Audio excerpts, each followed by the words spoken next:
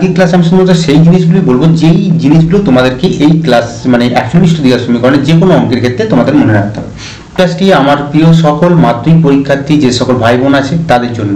তো দেখো আমাদের খুবই সামনে আর যেহেতু বেশি দিন দেরি নেই মাধ্যমিক পরীক্ষাতে, তো আমাদেরকে এই মুহূর্তে সামনে আমাদের চলে এসেছে অলরেডি টেস্ট পেপার চলে এসেছে। তো সেই টেস্ট পেপারকে সমাধান করার জন্য কিন্তু আমাদেরকে এক ঝলকে মোটামুটি প্রতিটা চ্যাপ্টার একটা আমাকে মাথার উপর রাখতে হবে, ঠিক আছে। এবং প্রতিটা চ্যাপ্টারের জিস্ট যেটা আমি তোমাদের আজ থেকে শুরু করছি, তো এই প্রতিটা চ্যাপ্টারের জিস্ট কিন্তু তোমাদের কিন্তু অবশ্যই মাথার মধ্যে রাখতে হবে, যাতে করে কি হবে যে প্রতিটা চ্যাপ্টার সম্পর্কে ধারণা থাকলে সেই ধরনের অন্তত পক্ষে যে কোনো অঙ্ক কিন্তু তুমি কিন্তু করে আসতে পারবে। তো আমাদেরকে কি করবো, আমাদেরকে 41টি দ্বিঘাত সমীকরণের জিস্ট করলে যেটা দাঁড়ায়, যে জিনিসগুলো আমাদেরকে অবশ্যই জানতে হবে সেইগুলো আজকের ক্লাসে আমি তোমাদের দেখাবো। তো অবশ্যই ভিডিওটা ভালো করে মন দিয়ে প্রথম থেকে শেষ পর্যন্ত দেখবে। তো দেখো 41টি দ্বিঘাত সমীকরণের প্রথমেই যেটা আমাদেরকে জানতে হবে সেটা হচ্ছে 41টি দ্বিঘাত সমীকরণের যেটা সাধারণ রূপ, সেটা কি না, সেটা হচ্ছে ax² + bx + c = 0। এটা হচ্ছে 41টি দ্বিঘাত সমীকরণ হচ্ছে সাধারণ রূপ। এখানে একটা জিনিস মাথায় রাখবে তুমি, এখানে কি কি ব্যাপার আছে না, এখানে এই যে সংখ্যাগুলো আছে x² এর সহগ হচ্ছে a, x এর সহগ হচ্ছে b এবং c হচ্ছে এটা হচ্ছে ধ্রুবক পদ, ঠিক আছে। এবং এখানে এই যে a b c এগুলো তোমরা অনেকে ভুল করো। তো এই a b c এরা কিন্তু প্রত্যেক কিন্তু বাস্তব সংখ্যা। কি সংখ্যা? এরা প্রত্যেক হচ্ছে বাস্তব সংখ্যা, ঠিক আছে। তো এই a বাদে b c কিন্তু 0 হতে পারে, কিন্তু এখানে x² এর যেটা যেটা সহগ থাকবে সেটা কিন্তু কখনোই 0 হওয়া যাবে না। এটা কিন্তু সবসময় কিন্তু নট ইকুয়াল টু 0 হতে হবে। কেন হতে হবে? তার কারণ এটা একটা দ্বিঘাত সমীকরণ হতে গেলে অবশ্যই তার কিন্তু দ্বিঘাত টার্মটা কিন্তু থাকতে হবে, মানে এই যে x² টার্মটা থাকতে হবে। এখন x² এর পাশের যে সহগটা সেটা যদি 0 হয়ে যায় তাহলে এটা কিভাবে দ্বিঘাত সমীকরণ থাকবে? যদি ধরো এখানে x² এর পাশে যে সহগটা আছে a, এটা যদি 0 হয়ে যায় তাহলে এটা কি দাঁড়ায় 0 × x² + bx + c = 0। তাহলে দেখো আমাদের এই টার্মটা ভ্যানিশ হয়ে যাচ্ছে।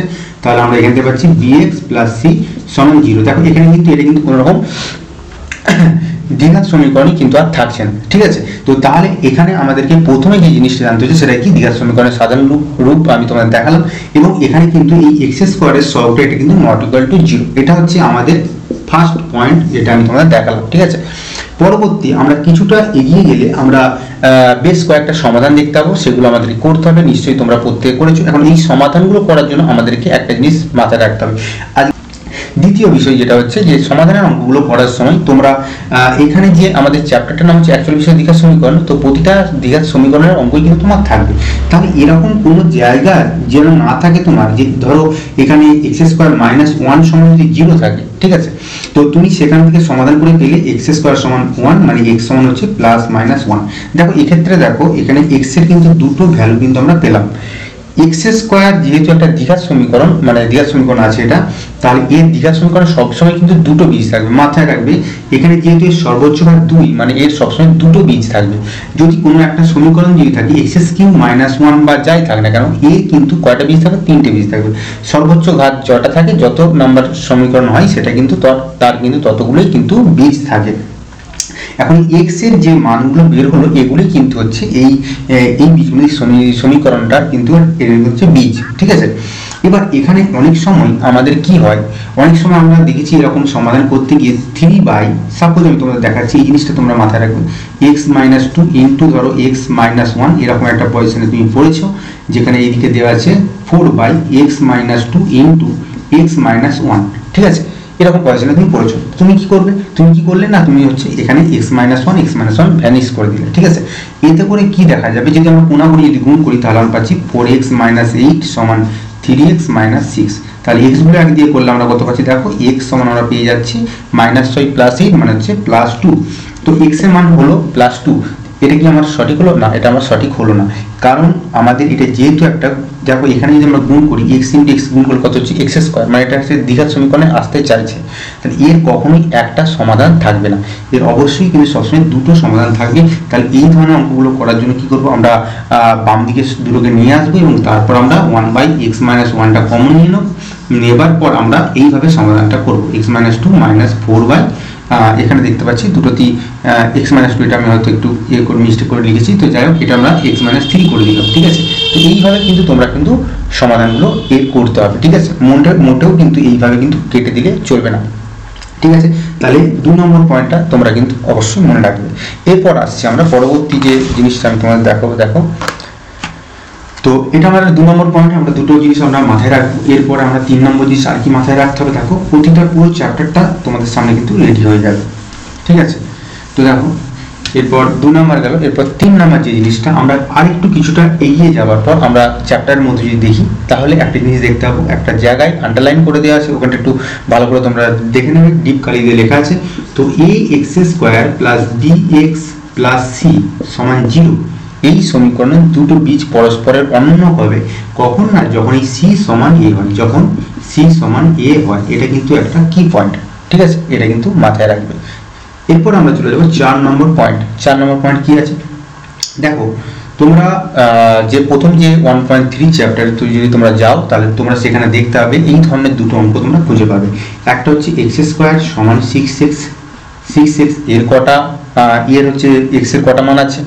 আর একটা তোমরা দেখতে পাবে x² বাই 6 সমান x, বা এরকম কিছু একটা, বা x² বাই x সমান হচ্ছে 6, এরকম এর কটা সমাধান আছে। এই দুটো অঙ্কের মধ্যে কিন্তু একটা অঙ্ক প্রায় আসে। তো মনে রাখবে এখানে যখন দেয়া আছে এই যে এক্সটা কিন্তু এইখানেতে আমরা দেখো, এখানে এক্সটা যখন দেয়া আছে তুমি হয়তো করতে চাও যে x² বাই x সমান 6, তাহলে কিন্তু তুমি ভুল করছো। কারণ এখানে কোনো জায়গাতে যদি বলা থাকে এক্সটা নট ইকুয়াল টু 0, তবেই তুমি এই ঘটনাটা করতে পারবে, আদারওয়াইজ তুমি কিন্তু করতে পারবে না। তাহলে কি করবো, এখানে যখন দেওয়া আছে ভালো করে মাথায় রাখতে হবে, এই যে অঙ্কটা দেওয়া আছে এই অঙ্কটাকে কিন্তু আমরা করতে পারি x² মাইনাস 6x সমান 0, x কমন নিয়ে আমরা পারি x মাইনাস 6 সমান 0। তাহলে দুটো মান আসছে, একটা হচ্ছে x সমান 0 আর একটা হচ্ছে x সমান 6। ঠিক আছে, এরপর আর এইখানে যখন এই ধরনের যখন অঙ্কগুলো থাকবে, নিচে যেহেতু আমাদের x দেওয়া আছে, তার মানে কিন্তু xটা নট ইকুয়াল টু অবশ্যই, কারণ নট ইকুয়াল টু না থাকলে কিন্তু নিচে দেওয়া থাকতো না। তাহলে এই অঙ্কটা করার জন্য আমরা কিন্তু x কাটতে পারি, বা আমরা কোনো গুণ করতে পারি। ঠিক আছে, তো এই ধরনের যদি আমাদের x থাকে তবেই আমরা কাটতে পারবো, মানে এর আমরা সমাধান করতে গেলে কিন্তু যেহেতু আমাদের দ্বিঘাত সমীকরণ, তার কিন্তু দুটো সমীকরণ মানে দুটো সমাধান থাকবেই, তাহলে সেক্ষেত্রে কিন্তু আমাদের এইভাবে করতে পারি। ঠিক আছে, তো তাহলে বিষয়টা বোঝা গেল। এই অঙ্কটাকে কোনোভাবেই তোমরা এইভাবে সমাধান করার চেষ্টা করবে না, এটা শুধুমাত্র 6 আনসার করবে না, এটা 0 অথবা 6 কিন্তু হবে। তাহলে আমরা 4 নম্বর পজিশন আমরা এই জিনিসটা বুঝতে পারলাম। এরপর আমরা চলে দেখে নেবো 5 নম্বর পয়েন্ট কি আছে। ঠিক আছে, এরপর 5 নম্বর পয়েন্ট, যেটা আমাদের কি পয়েন্ট বলতে পারো এই চ্যাপ্টারটা। তো 5 নম্বর যে জিনিসটা আমাদের খেয়াল রাখতে হবে, সেটা আমরা প্রত্যেকে জানি শ্রীধর আচার্যের সূত্র আমরা প্রত্যেকে পড়েছি। এই শ্রীধর আচার্যের সূত্রে কিন্তু আমরা যেটা জানি x² plus bx plus c সমান 0 যদি একটা দ্বিঘাত সমীকরণ থাকে, তাহলে তার ক্ষেত্রে শ্রীধর আচার্যের সূত্রকে কাজে লাগিয়ে আমরা বলতে পারি x সমান বীজগুলো কি না, বলতে পারি minus b plus minus root over of b² minus 4ac divided by 2। ঠিক আছে, এখানে আমাদের এই এটা তো অবশ্যই নট ইকুয়াল টু 0 থাকছে, তাহলে এটা আমাদের কোনো সমস্যা নেই।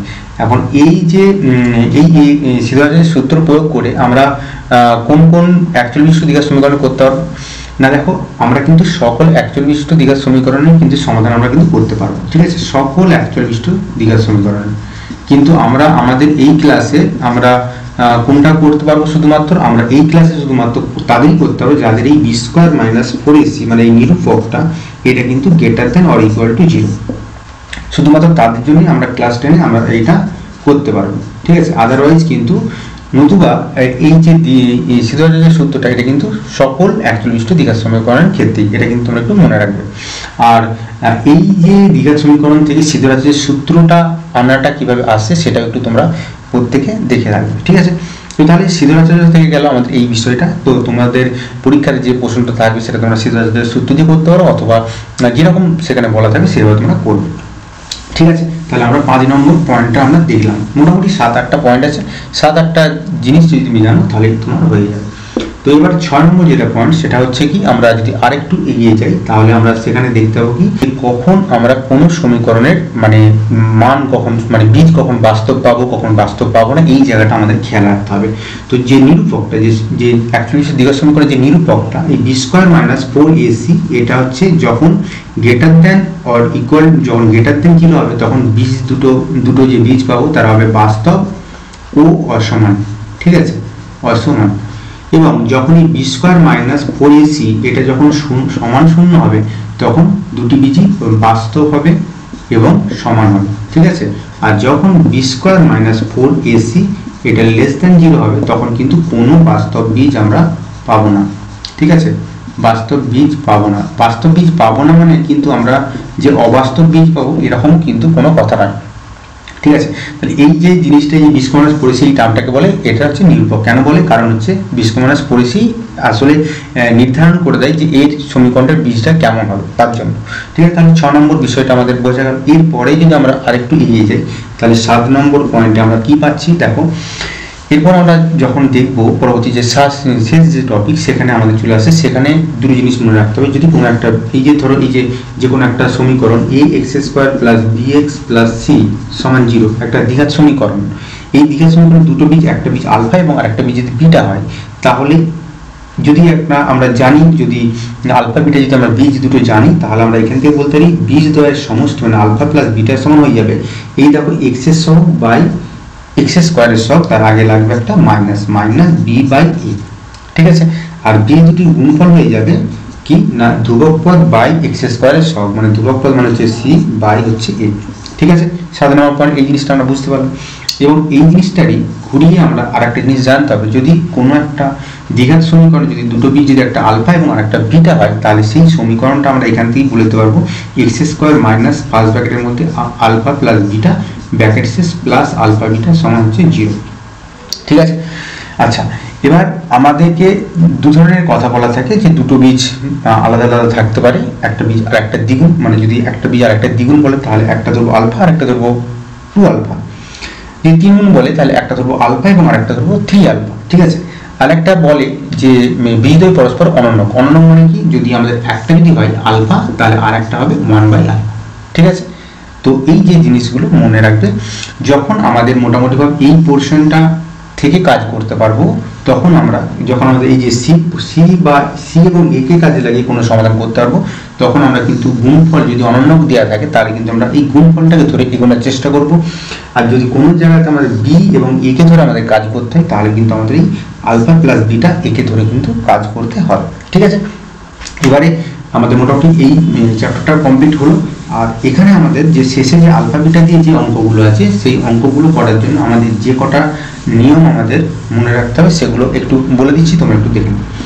তো দেখো, এক নম্বর হচ্ছে alpha square plus beta square আমাদের খুব লাগে, সেটা হচ্ছে এইভাবে বলতে পারি আলফা প্লাস বিটা তার হোল স্কয়ার দেখো -2 আলফা বিটা।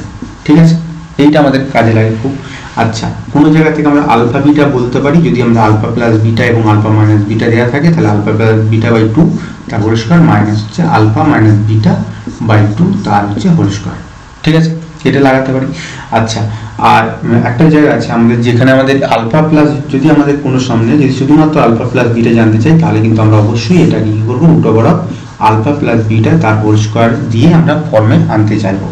ঠিক আছে, আলফা প্লাস বিটা তার হোল স্কয়ার করলে মানে যেখানে হচ্ছে আলফা স্কয়ার প্লাস বিটা স্কয়ারটা দেওয়া আছে, তো তাহলে আমরা এখান থেকে কি পাবো না alpha square plus beta square, ঠিক আছে, প্লাস 2 আলফা বিটা, মানে এরকম আর কি। কোনো জায়গাতে হয়তো alpha square plus beta square দেওয়া আছে এবং আলফা বিটা দেওয়া আছে, সেখান থেকে আমরা কিন্তু আলফা প্লাস বিটাটা আমরা খুব ইজিলি বের করতে পারবো। ঠিক আছে, আর একটা আছে আলফা মাইনাস বিটাটা, সে একইভাবেই তোমরা করতে পারো √, আলফা মাইনাস বিটা তার হোল স্কয়ার। এটাকে আমরা আলফা প্লাস বিটা দিয়ে কনভার্ট করতে পারি, সেটা হচ্ছে √, এটাকে আমরা লিখতে পারি আলফা প্লাস বিটা তার হোল স্কয়ার এবং -4 আলফা বিটা।